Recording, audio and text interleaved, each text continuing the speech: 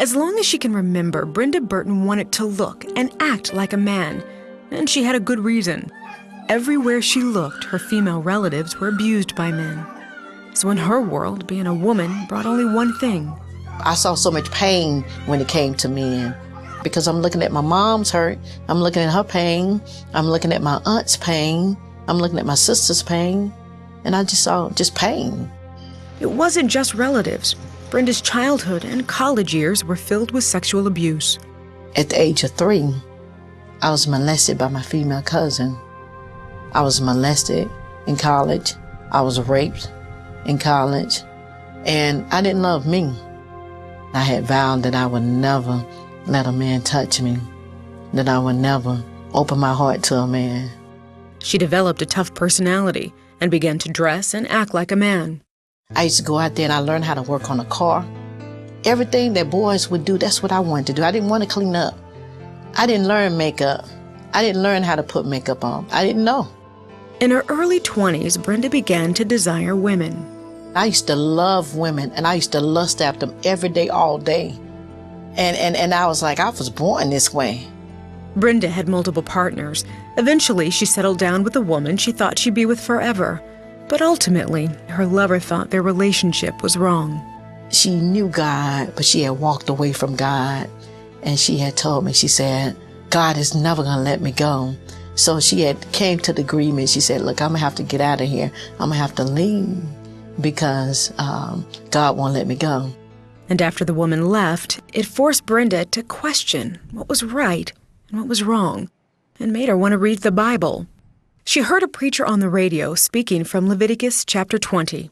It talks about if a man shall lie with mankind as he lie with a woman, then they both have committed abomination and their blood shall be upon them.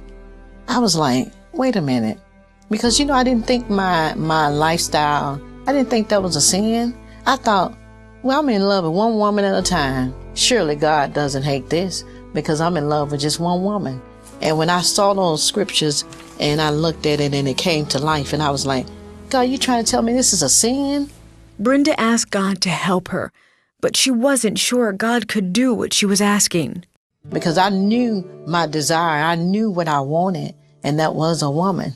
And then I said, God, if you can take the desires away, I'll serve you. And that's all he was waiting on was a yeah. Thank God for that. As she read the Bible, she made a commitment to God. I told God, whatever you want me to do. And I read those verses and I repented to God. I said, God, this is no longer me because I would have been dead. It's no longer me. It's no longer I. It's you, God. I live for you. Brenda is the first to admit it was a struggle. Leaving her old lifestyle and habits was a step-by-step process. Philippians 1:6. Being confident of this very thing, that he that begun a good work, it will perform it to the day of Jesus Christ. Because that in that verse, it tells me that God will, no matter what I do in this walk with him, no matter what I do, he's going to perform it.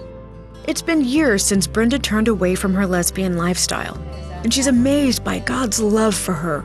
When I realized that, hold up, God loves me. He loves me in spite of. That's what drew me to God, his love. I get so much energy when I minister, when I talk, or when I share my story about what God has done in my life, about the transformation that he took me from that caterpillar to the butterfly. Because I'm so grateful to God. I'm so grateful to God for what he's done. Because I know I couldn't have done it.